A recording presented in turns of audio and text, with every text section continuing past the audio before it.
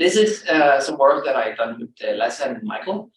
It's about, we test 3 misinformation interventions, which we kind of, the context is that we tested them these during the pandemic, so we're not kind of suggesting that this intervention solved everything, but we wanted to test if they could be tools during pandemics in Denmark to kind of reduce misinformation sharing and then assess why it works.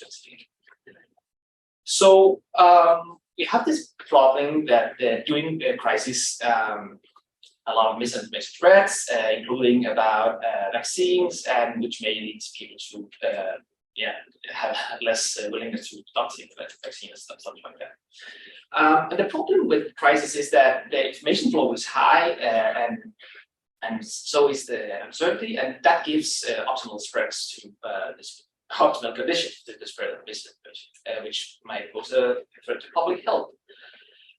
So one of the most common approaches is this nudge approach, where kind of the rationale is that if you could just remind people of their motivation to be accurate, then they would share less misinformation.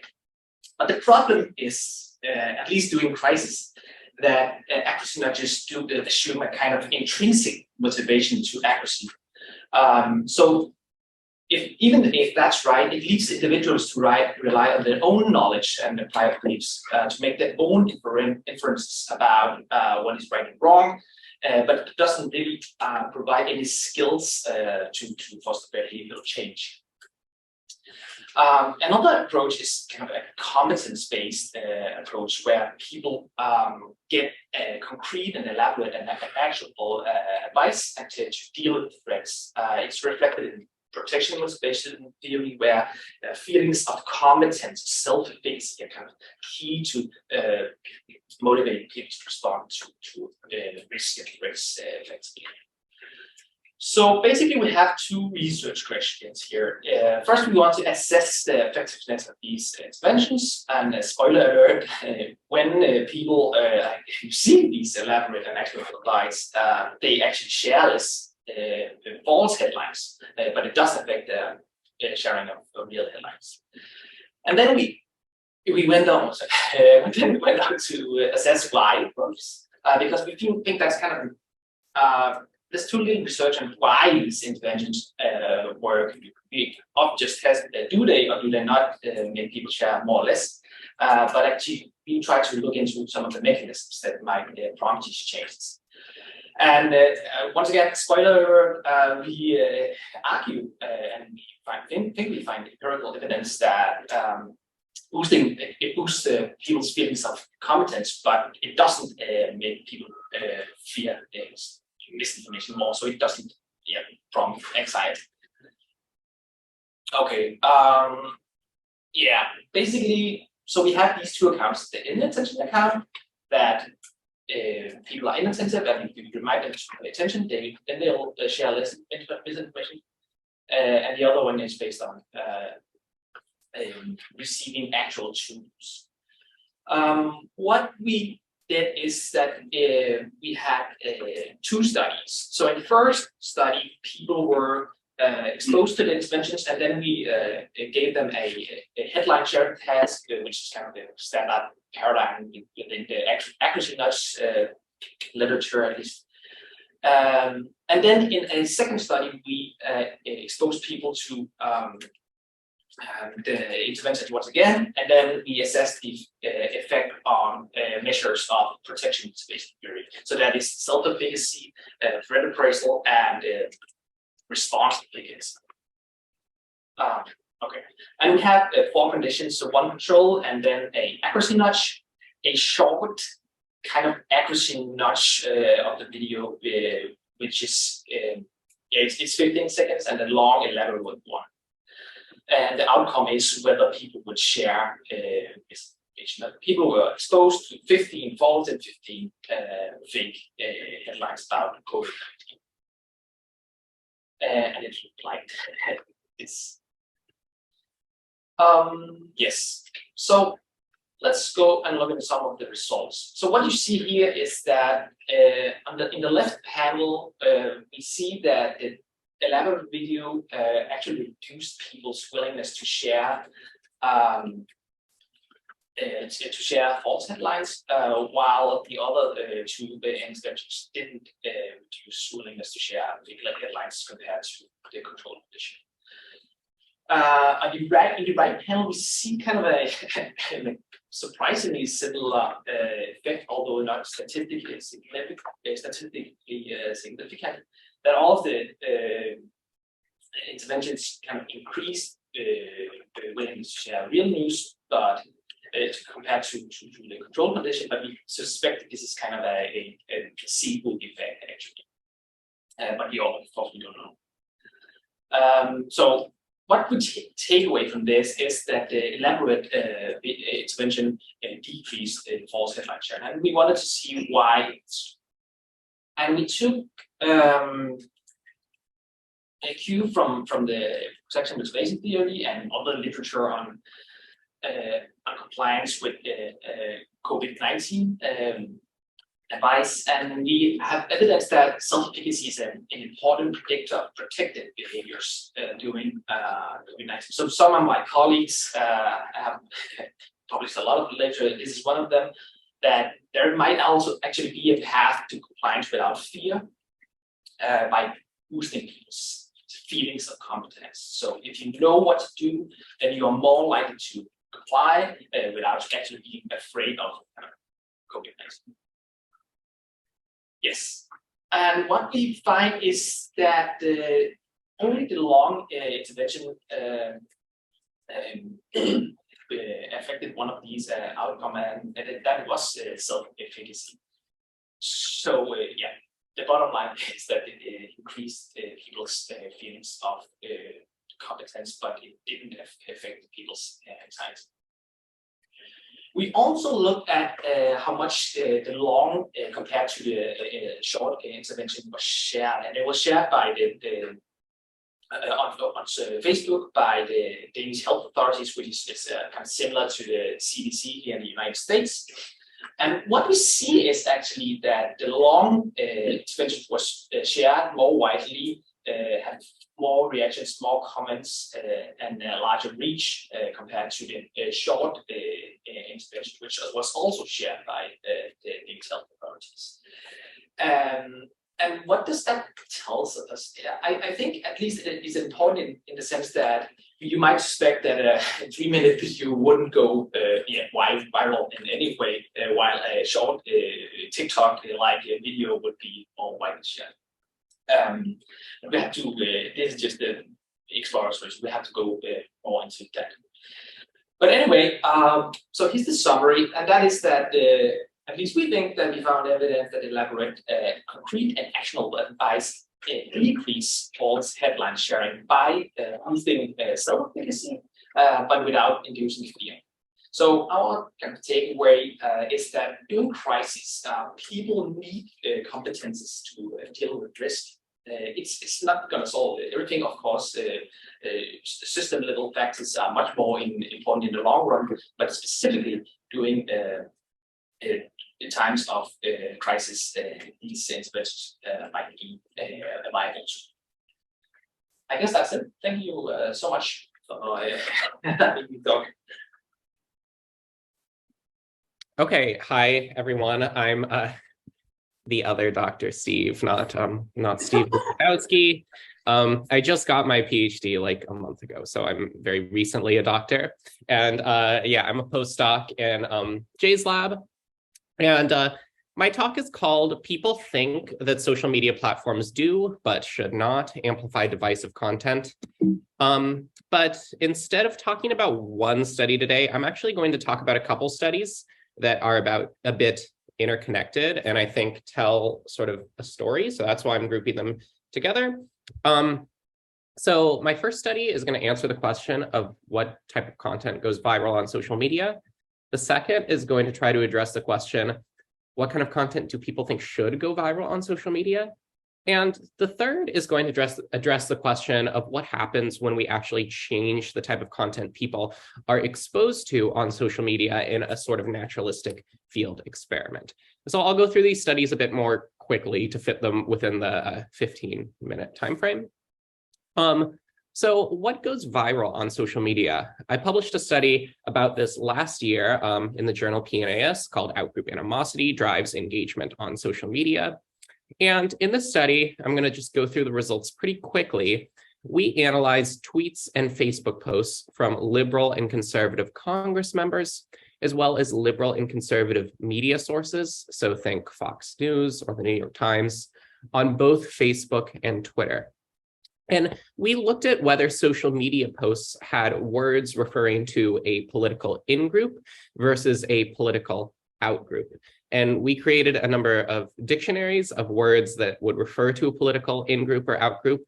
These would either be general words, like if you're a Democrat, saying Republican would be an out-group word, as well as referring to a specific politician from the other side, like Trump, or a specific Congress member. No matter which dictionary we used, the effects were generally the same. So we conducted a number of robustness checks in terms of how we defined the political outgroup. But here on the slide, you see examples of social media posts referring to outgroup members. So I'll just zoom in on one. Every American needs to see Joe Biden's latest brain freeze. So this was a tweet from Breitbart News, and it came with a video of Biden not looking very articulate, and it was sort of taken out of context. That's an example of a social media post referring to an outgroup. And as you can see, it's not a very positive social media post referring to an outgroup. So it seemed like a lot of these examples where people would refer to an outgroup in these partisan social media posts were expressions of outgroup animosity. And then I'm just going to present sort of the meta-analyzed results really quickly. We conducted 8 different studies, so this was a longer paper. Broadly, what we found is that social media posts referring to an outgroup received more shares as well as retweets than social media posts referring to an in-group. And we found that the effect size for outgroup language was stronger than other effects previously found in the literature, like the effect of negative emotional words and moral emotional words on engagement. And interestingly, we also found that outgroup language was associated with more angry reacts, haha reacts, comments, shares, and retweets, whereas in-group language was more associated with love reactions and like reactions. So what you can see here is outgroup language was probably evoking emotions such as anger and mockery, whereas in-group language was probably evoking emotions such as love and likes. But what you can see broadly is that the effect sizes tend to be stronger for outgroup language. So I guess one of the broad conclusions of this study is that outgroup animosity might be a better strategy for achieving virality online than in-group favoritism. And these results are potentially concerning because this indicates that social media might be creating perverse incentives for the creation of polarizing content. So news sources and politicians might learn that you get more engagement when you express animosity toward the opposing party. And this might have detrimental consequences for polarization and society. But just because people interact with divisive content on social media, does this mean people really enjoy this divisive content? Is this indicating a revealed preference? People like interacting with this divisive content. People want to see more of this divisive content in the world. So in this next study, we investigated people's perceptions of what they think goes viral on social media versus what they think should go viral on social media. And this study was pretty simple. We recruited a nationally representative, this is a preprint, by the way. This is the title of the preprint, if you're interested in looking it up. Here are the other authors. But in this study, we recruited a nationally representative sample of 500 American participants, and we asked people what they think goes viral on social media and what people think should go viral on social media. And we asked them about several categories that we created, sort of based on past literature, as well as some pilot data, sort of crowdsourcing perceptions. And broadly, we found that people think that content that evokes intense emotions, divisive content, moral outrage, misinformation and conspiracy theories, negative content, and people criticizing their enemies, people think that all of this type of content goes viral online. And these perceptions of what people think goes viral, it's hard to measure whether people's perceptions are accurate in this context, but they at least align with past research that suggests that negativity and outreach and outgroup animosity go viral. So this suggests that people have some awareness of the type of content that goes viral on social media, or at least that their awareness aligns with some past research. However, people had strong preferences that this type of content do not go viral. People don't want moral outrage or misinformation or hateful content to go viral. Instead, people reported that they wanted positive content or accurate content or thoughtful and nuanced content to go viral. So in sum, there was this strong disassociation between the type of content people think goes viral and the type of content people want to go viral online. And interestingly, these perceptions did not differ strongly at all by political party affiliation.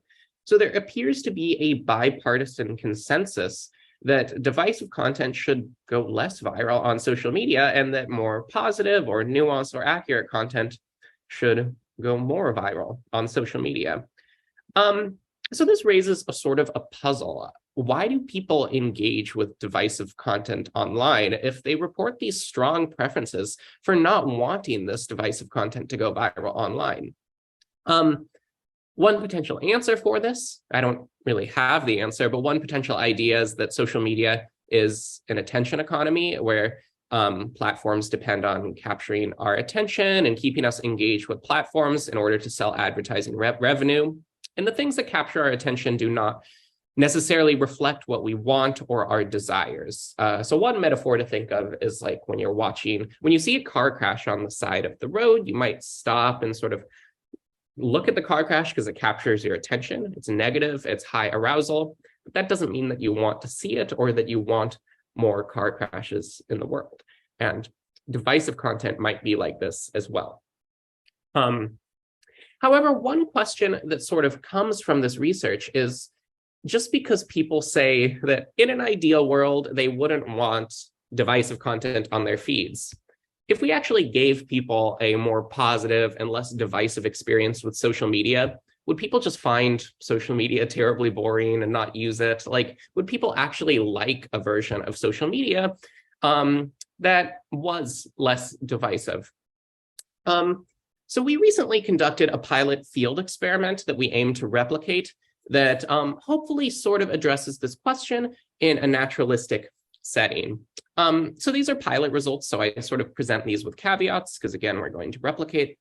And I'm also interested to hear your feedback on our design. So we conducted a digital field experiment where we recruited Twitter users, mostly through Twitter advertisements. And we incentivized these Twitter users, half of them, to unfollow 60 highly partisan Twitter accounts for 1 month. And we also incentivized these Twitter users to follow 18 less partisan accounts about topics like science, nature, or space. I think Twitter accounts like National Geographic or NASA or sort of popular science Twitter accounts for 1 month. And part of the reason for asking people to follow these accounts is to sort of block out sort of the more polarizing content in their feed with more neutral or positive content. And what accounts did we ask people to unfollow? So here are the accounts that we asked people to unfollow. 60 of them total, 30 of them are liberal leaning and 30 of them are conservative leaning. We had another data set where of more than 1,000 participants where we linked Twitter data to survey data about people's level of animosity toward Republicans and Democrats. And we found using this correlational data that following these 60 accounts was associated with affective polarization. So in both directions, like following the Republican accounts was associated with animosity toward Democrats and vice versa for the Democrat accounts. We also found this relationship, as you see here, this correlational relationship where, you know, if you followed 0 of these partisan accounts, your level of partisan animosity was about 50 on a scale of 1 to 100. But if you followed 10 or more of them, your level of partisan animosity was about 70.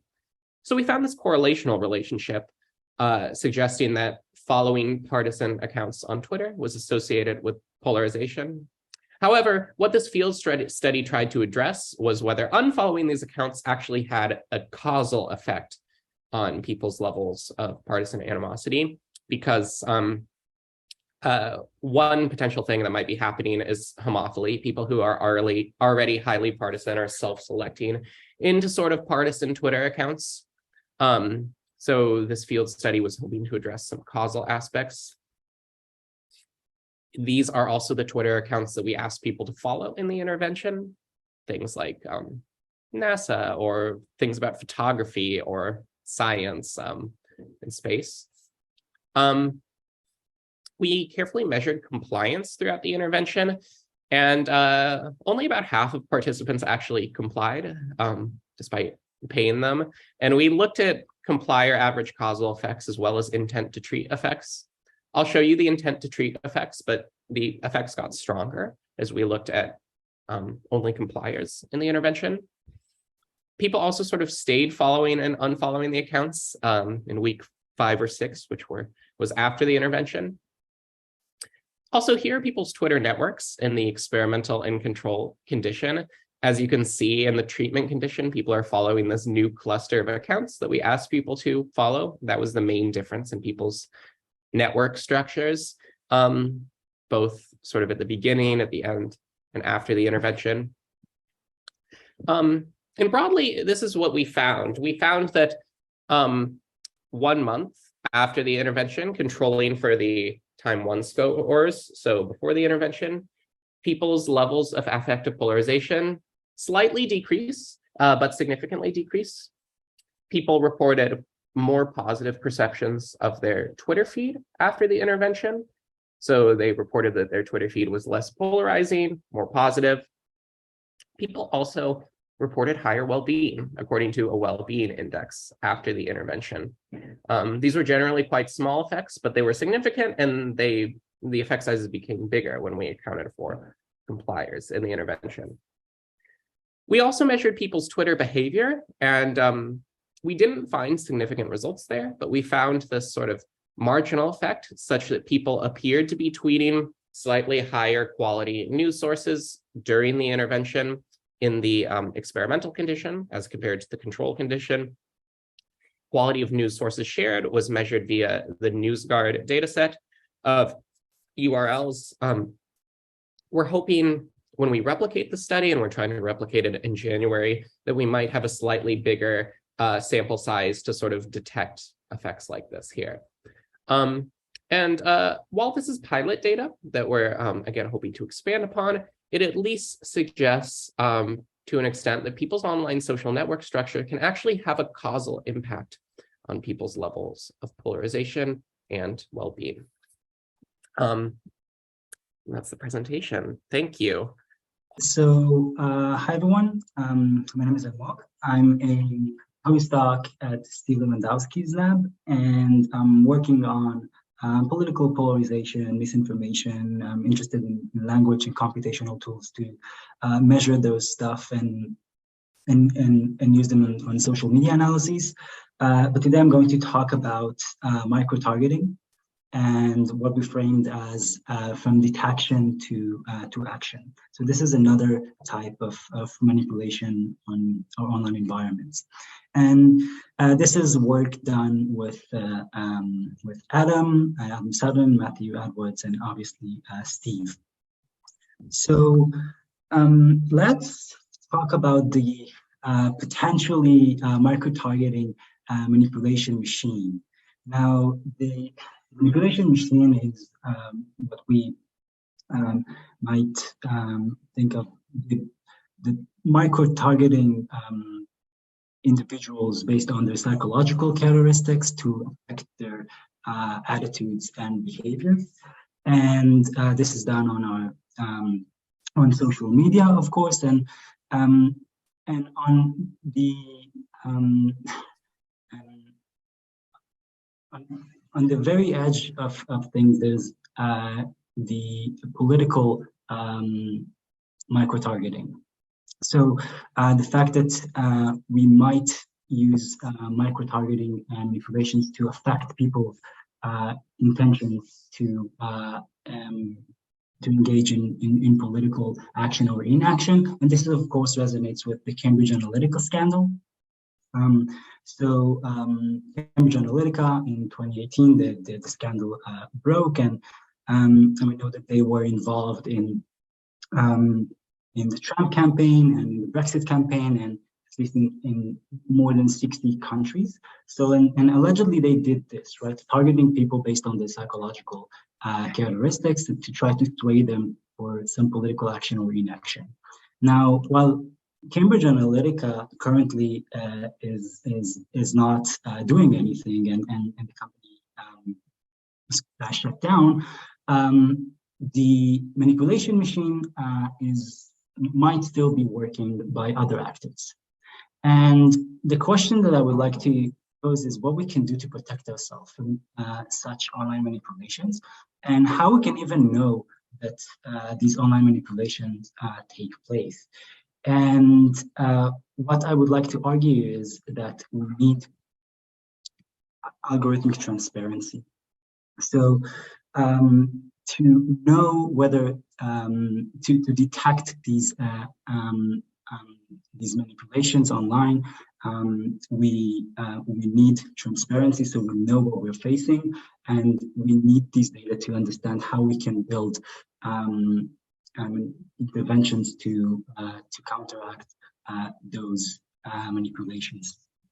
So in this general project, what I would like to suggest is that we go these three branches: the detection branch, how the manipulation machine is designed, and specifically in what we are doing. Can we detect linguistic cues that correlate with text consumption by different personality types?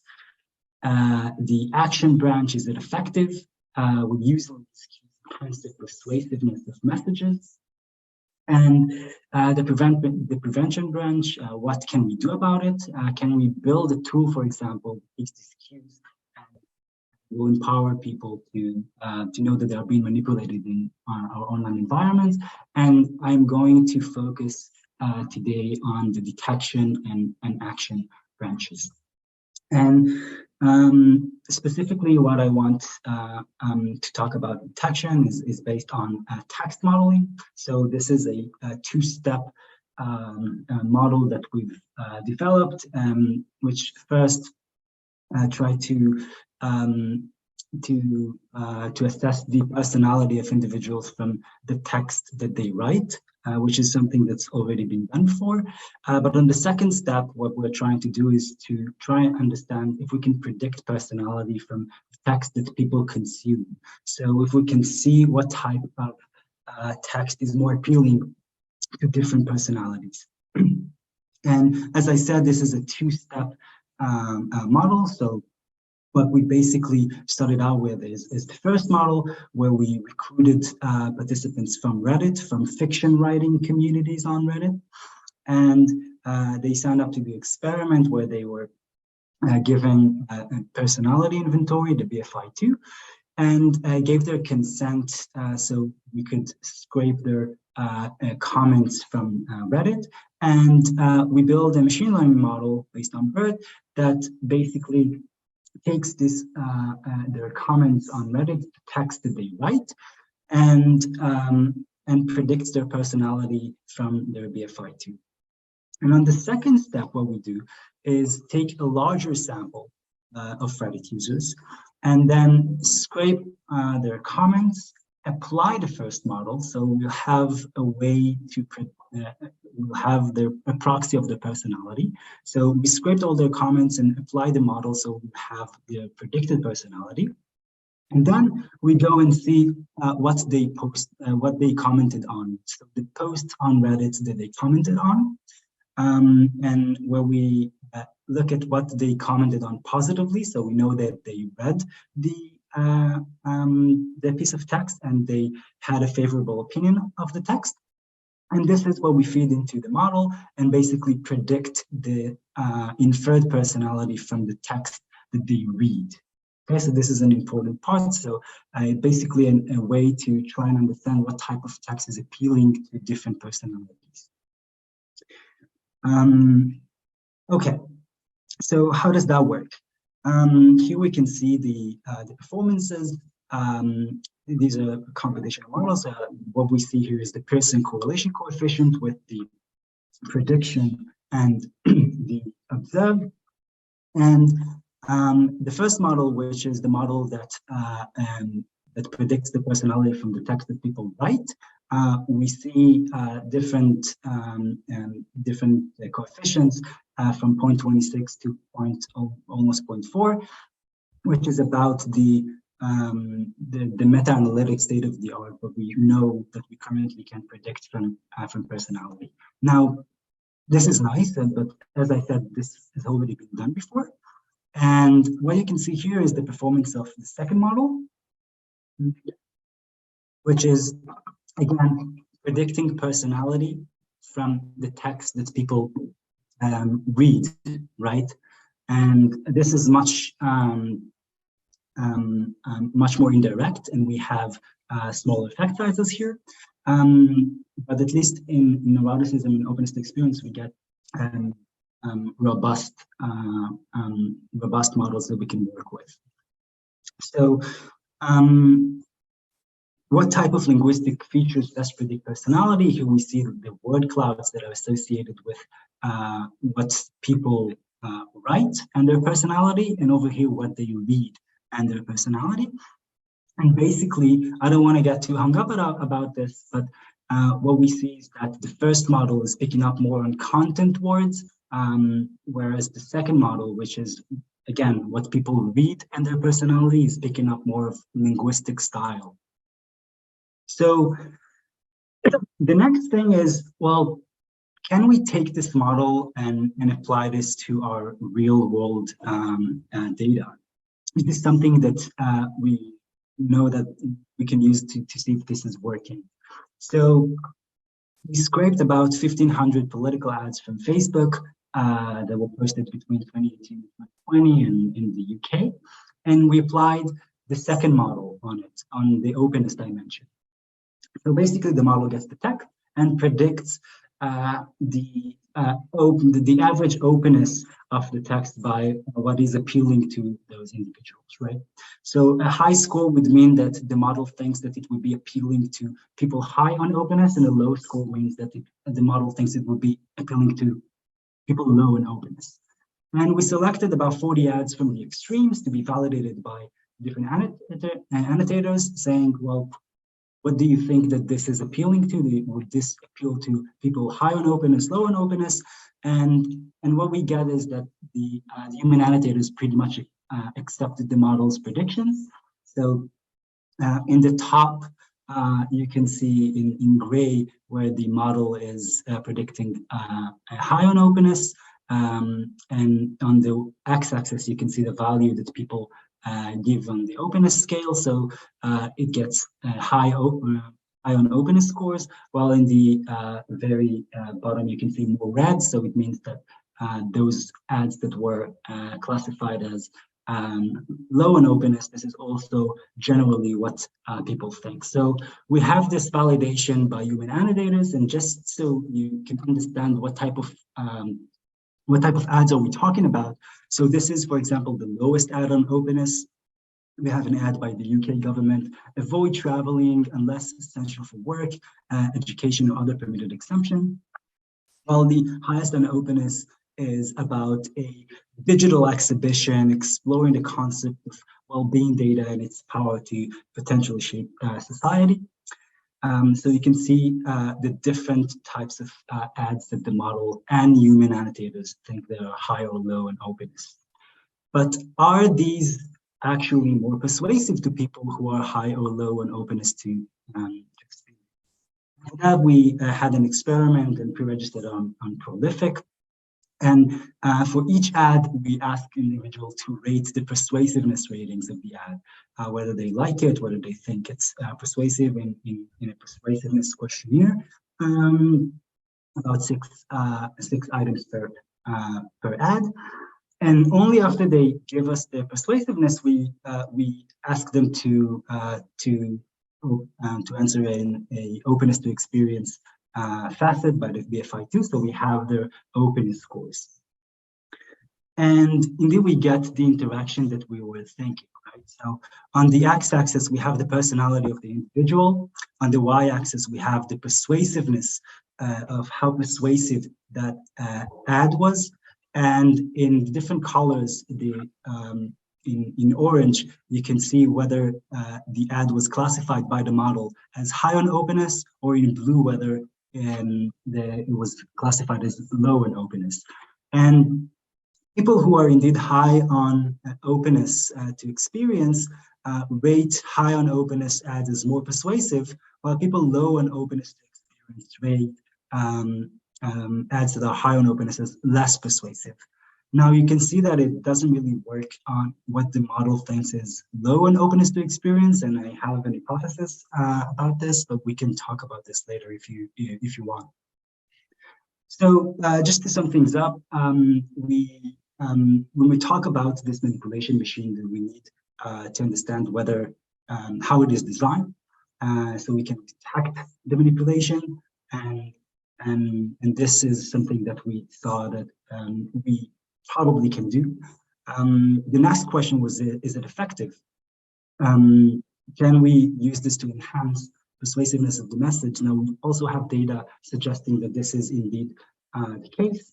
And I said that I'm not going to talk about the prevention, which I'm not, but I want to have another minute and talk about the easiness of dissemination. How easy is this to create the type of stimuli that's supposed to be more persuasive to people high or low on some personality dimension? And many of you probably know GPT-3, which is a very powerful text model. And now it's fully commercial, so anyone can basically just get an account and play around with GPT-3. You need no coding skills or anything. And what we did was basically get GPT-3 to rephrase different ads from our sample. And we told GPT-3, well, look, this is the original ad. How about you create a variant of the ad that is supposed to be appealing to people high on openness and to people low on openness? And that's all what we did with those prompts, just explaining what high on openness means, and getting the model to generate different variations. And high on openness, this is what the model says, right? So now experience the extraordinary and join the global movement of universal access to vaccines. Sign up now and make sure everyone, everywhere can benefit from the power of vaccines. Now, what does it say for low on openness? Well, it says protect yourself and your family, get your vaccine and stay safe, take the traditional approach and join the fight against the disease. Tell Boris Johnson to take action now. And we've done this for the entire sample. We can through to the API, and this was about 850 ads. And we applied our model, the model that's supposed to predict how appealing it is to different personalities. And indeed, we see a significant difference between the variance of high on openness and the variance of low on openness. So just to close things out, this manipulation machine seemed to be it seemed to work. I mean, it looks like that it is indeed feasible to use this, and we need to spend more time and more efforts in understanding how we can detect it and whether it is effective and how we can counteract. So thanks for your attention, and I'm hoping that there's some time for questions. So very briefly, my name is Fabio. I'm a linguist by formation, actually, and I'm interested in political discourse and populism and social media. And I work in the Untitled Group, which is a research group led by Steve Lewandowski in Bristol. And I'm working on the Honesty Project, which is a joint effort between the Bristol and the University of Graz, Technical University of Graz, actually. And I'm going to show you something we nicknamed the third contagion effect. But keep in mind, this is very work in progress. So if you have any suggestion or you spot any mistakes, please feel free to contribute. So it will help us a lot.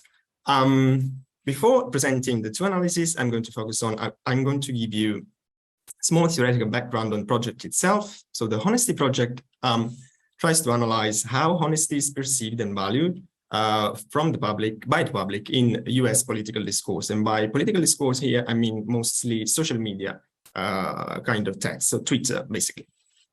We started having in mind a tripartite model of honesty developed by Cooper et al., which is the one showed on the right, but we actually moved towards a bipartite model of truth inspired by Steve himself. So we dropped this fostering understanding dimension to focus on belief-speaking and truth-seeking components.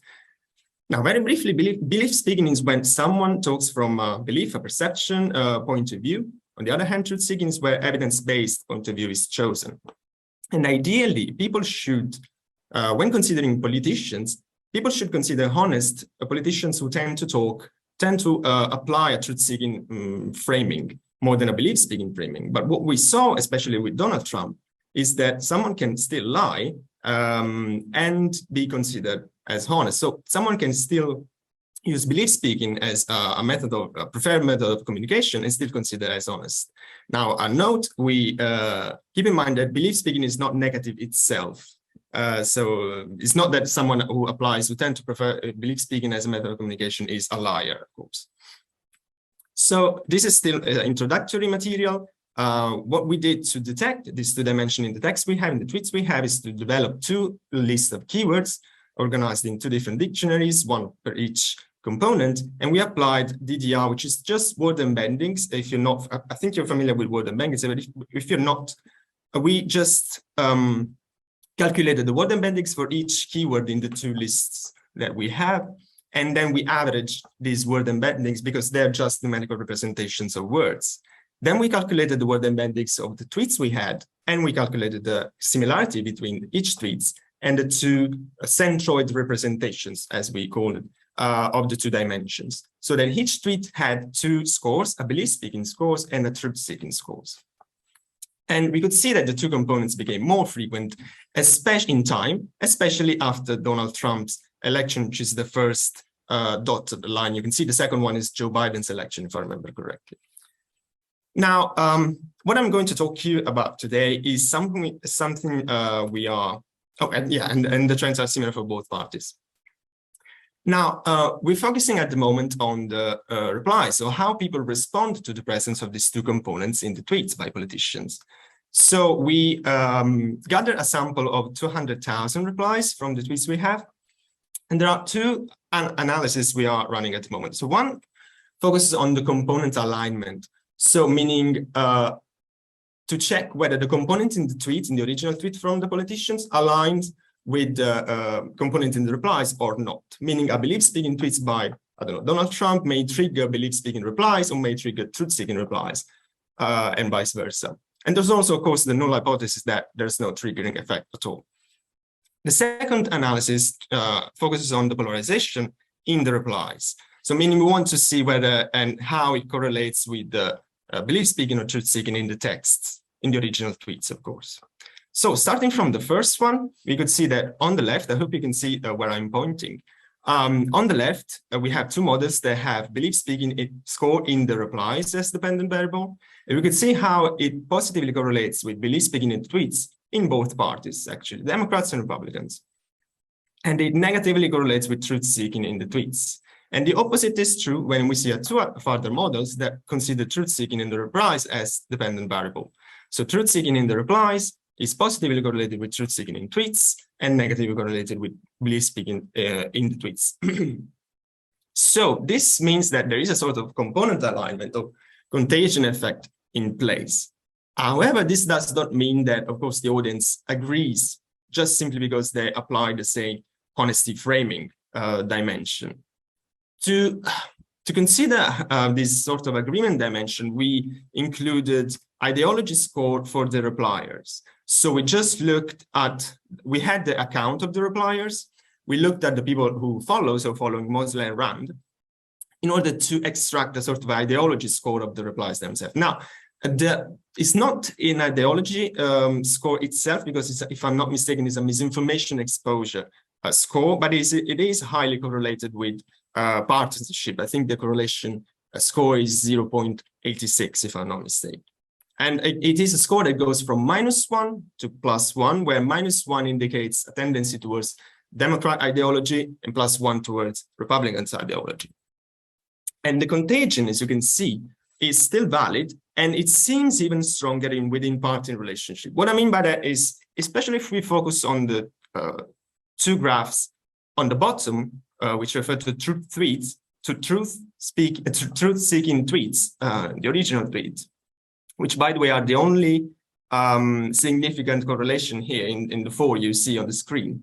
You can see that the line is steeper when the line is dotted in the Democrats, when the Democrats party, meaning that the ideology of the repliers tends towards Democrats, and in the red line, the bold line, meaning that the ideology of the repliers is the same of the party here, Republican. So it seems that truth-seeking tweets are particularly effective in triggering truth-seeking replies, especially when considering same party relationship between the politicians and the audience. As far as the polarization analysis goes, we use the vocabulary approach to have polarization scores for the replies we had, using actually a polarization dictionary developed by Almog and al. And we could see that belief-speaking and truth-seeking have quite opposite effect on the polarization of the replies. So on the top, we have the belief tweets and how they correlates with the polarization scores in the replies for both parties. And you can see a positive effect between the belief scores of the tweets and the polarization. On the other hand, the truth-seeking seems to have a negative correlation with the polarization score. Now, keep in mind these four correlations are not statistically significant. This is a three-way interaction I included in the model between the component, the party, and the ideology score of the repliers. These are not statistically significant, if I remember correctly, but what is statistically significant are the components themselves, the party, the ideology score, and interaction between ideology score of the repliers and party. By the way, another thing I want to include is that in the model here, I also had as a control variable the negativity and positivity score of the tweets. So one could hypothesize that if a tweet is positive, sentimentally speaking, it triggers less polarization, whereas on the other hand, a negatively charged tweet increases the polarization in the replies, and that is true, but the estimates are far lower. So if I remember correctly, the estimates for the effect of belief tweet on polarization were almost 0.95, whereas the effect of negativity in the tweet on polarization was 0.16 or something like that. So just to sum up, regarding the first analysis, the component alignment, we could see that basically what happens is that the tone of the conversation is determined by the politicians. And so that means that leadership matters.